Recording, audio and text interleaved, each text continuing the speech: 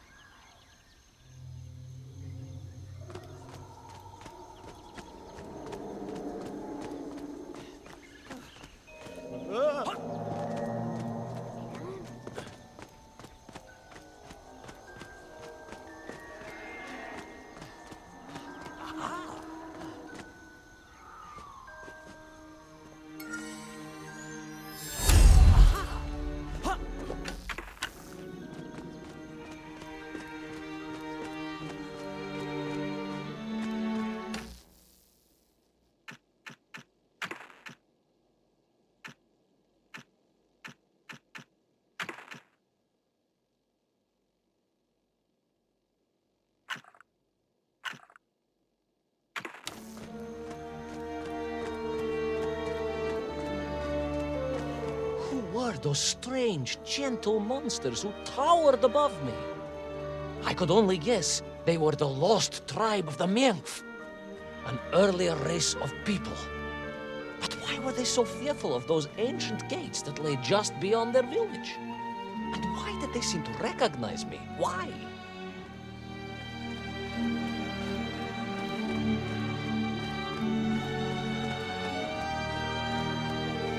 Yes, I'm also wondering why. Ну а как же, генерал? Who was I to question such things? Trapped as I was deep underground.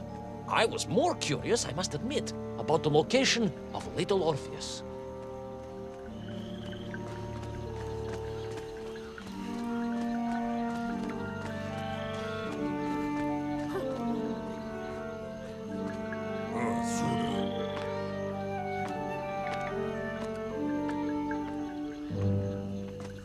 You talk of a great city, a mighty power.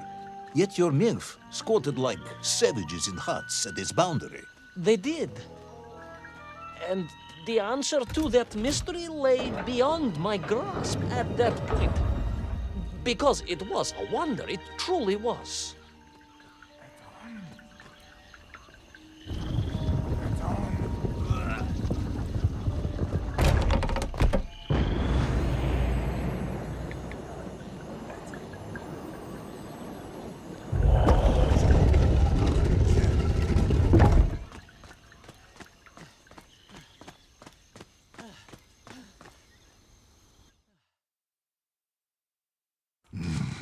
The lost city of Agartha. I hope I may one day see it myself. Oh, General, if only you could. Unfortunately, as I shall explain, should you seek Agartha now, you wouldn't find it. It has been utterly destroyed.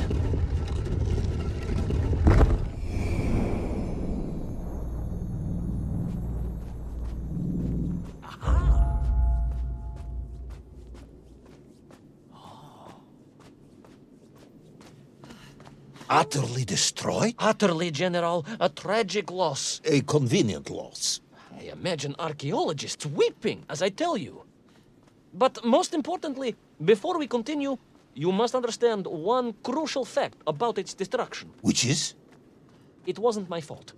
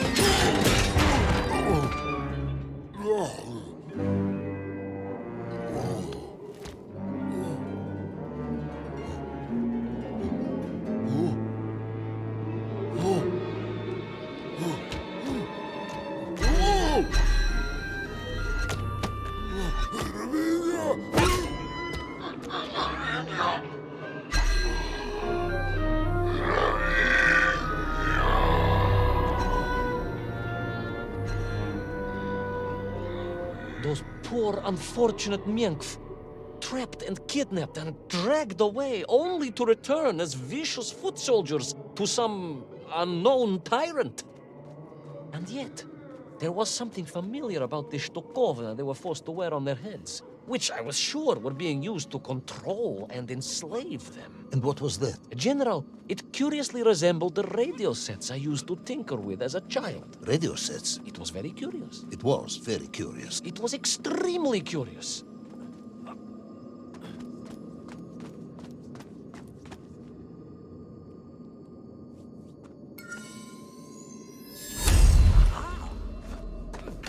My Uncle Arlian was legendarily grumpy. When neighbors came to his door to discuss the weather, he would stick his head out of the toilet window above it and bellow at them to leave. The gates to Agartha reminded me of this bizarre custom of his.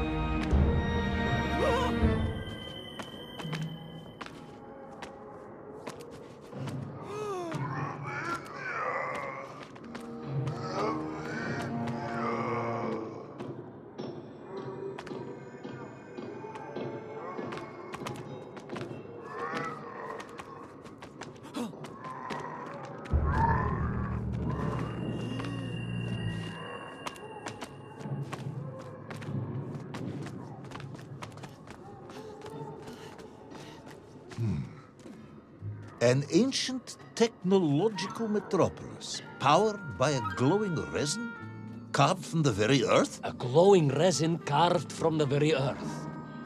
Do you see, General? I fear you are about to enlighten me.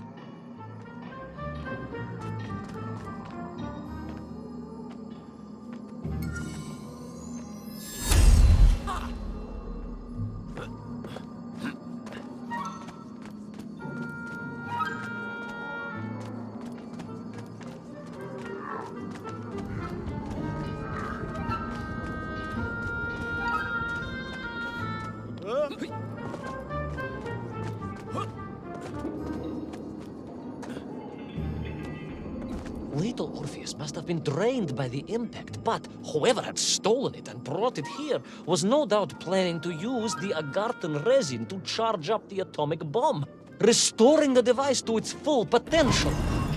What sort of man would come up with such a monstrously reckless scheme? Perhaps the type of man who has such limited understanding of atomic energy that he thinks an ancient metropolis can be powered by shiny marbles.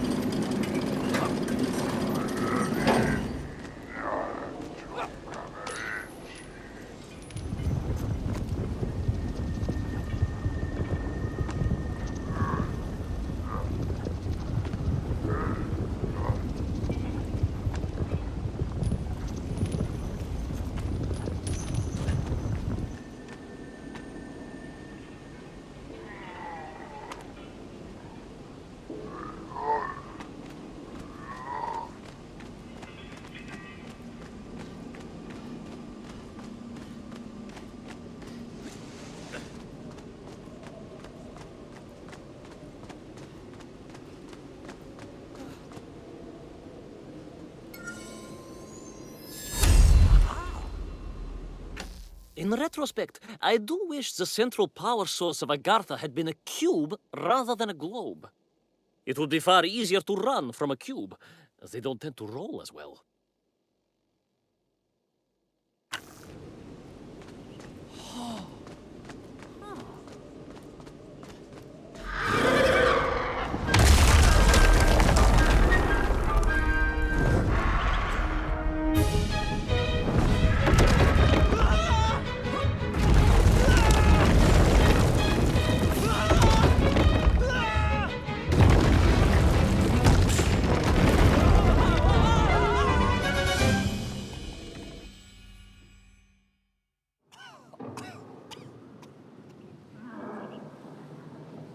I am curious, Ivan Ivanovich. You talk and talk about this great subterranean city. Yet what you describe sounds strangely familiar. It does in some way bear an uncanny resemblance to the glorious architecture of Comrade Alexei Dushkin. Wouldn't you agree? Да нет, генерал. I have never heard of this great Tavarish Dushkin or his works. Interesting. Because you were photographed on the steps of his marvelous Vysotka na Krasnich Varotach, shaking hands with the Glavny Constructor. That was the chief designer? The sweaty little fat man with the bad hearing? Mind your mouth, Ivan Ivanovich.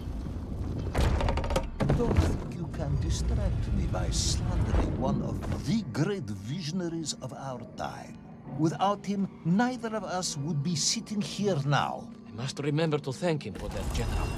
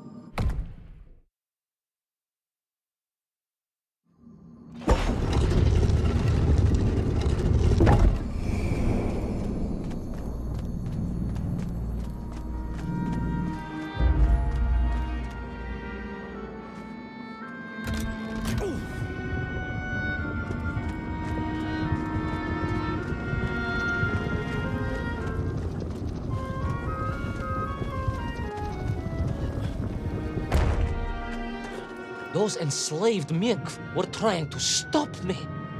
I was sure of that now. I find myself sympathizing with them, I must admit. No, General, then I have failed to win you over. Uh-huh.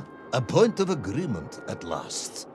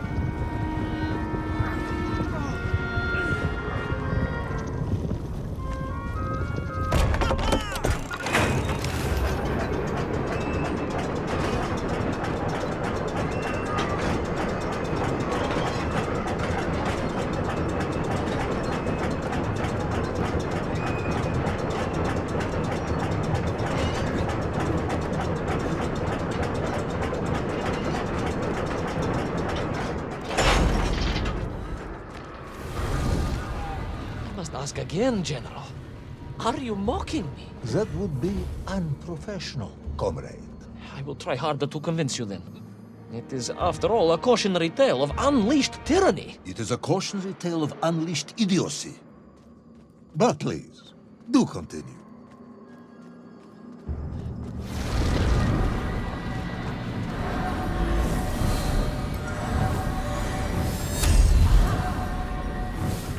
A civilization may be best judged by the scale and diversity of its doors. So opines a criminally unknown philosopher Pridurkin.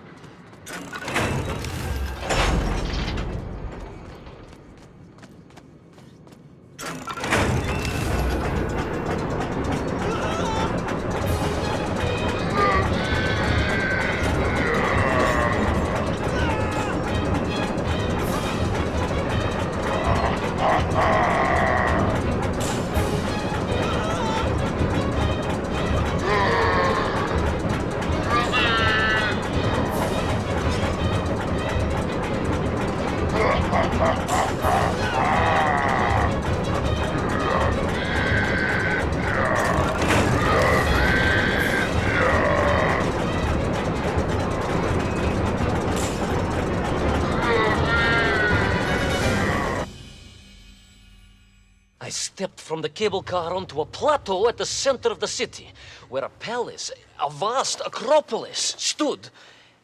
I was reminded of Chelyabinsk Sorok. May I ask how you know of Chelyabinsk? My Aunt Masha was a traveling tinker who married a beef investigator from Zlatoust. She told me of a secret but wonderful city in the west. An edifice of sheer power, humbly serving the will and needs of the people. Yes, unfortunately, that story didn't end so well. No. That's what Auntie Masha told me. And perhaps that is why I was also reminded of it. Because the moment I touched the floor in that place, I could tell something was very, very wrong.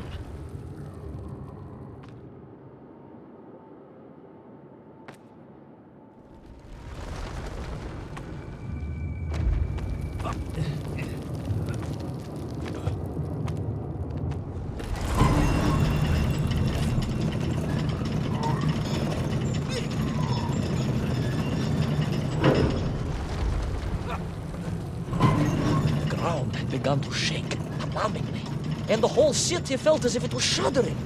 I could only imagine what I would find at the heart of the vast temple. If it isn't a giant glowing marble, I'm going to be very disappointed.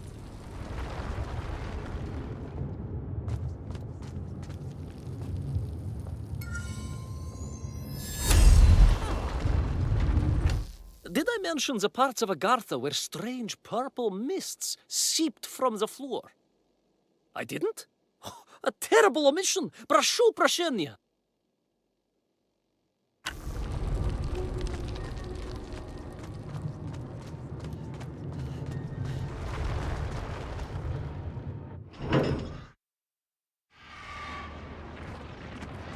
A huge resin sphere that overshadowed all of the others. I caught glimpses through the twisted architecture. And it was then I saw him, the thief, the enslaver, the tyrant, sucking the power from this wondrous... A keen observer may have noticed a striking similarity between the ancient Agarthan statues and the Menkv. Perhaps the general was foolish to write them off as savages. A deeper relationship between the two was clearly there to be discovered. As he drained the very lifeblood of the ancient civilization and drew it into the atomic embrace of little Orpheus. With a song in my heart, I raced onwards to stop him.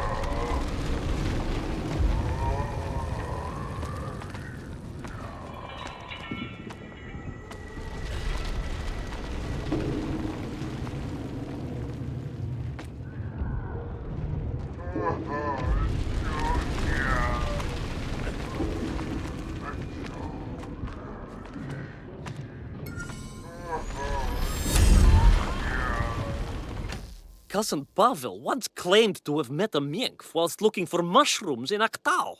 Oh, of course he was lying. They all lived underground.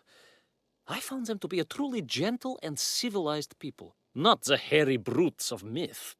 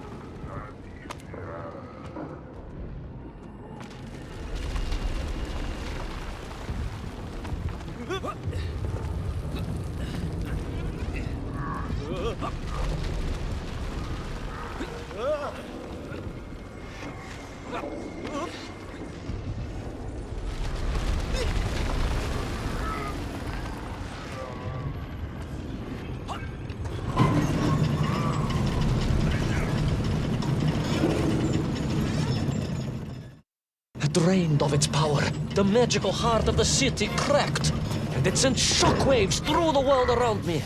A true monster general, willing to bring down the mountain itself upon Agartha and bury it forever in his ruthless scheme. I could not save that wondrous place, General, to my shame and regret.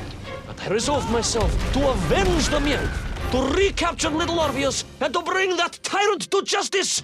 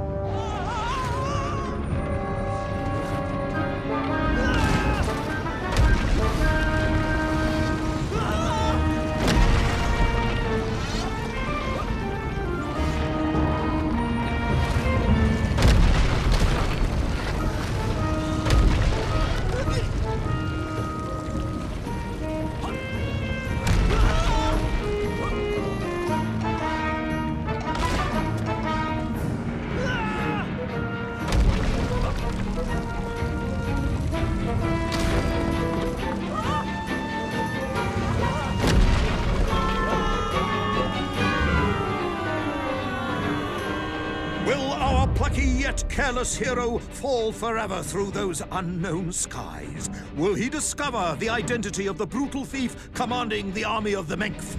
What chance does he have of ever returning to his beloved homeland? How long can the general's patience last? All of these questions and more will definitely be answered in the next exciting episode of Little Orpheus!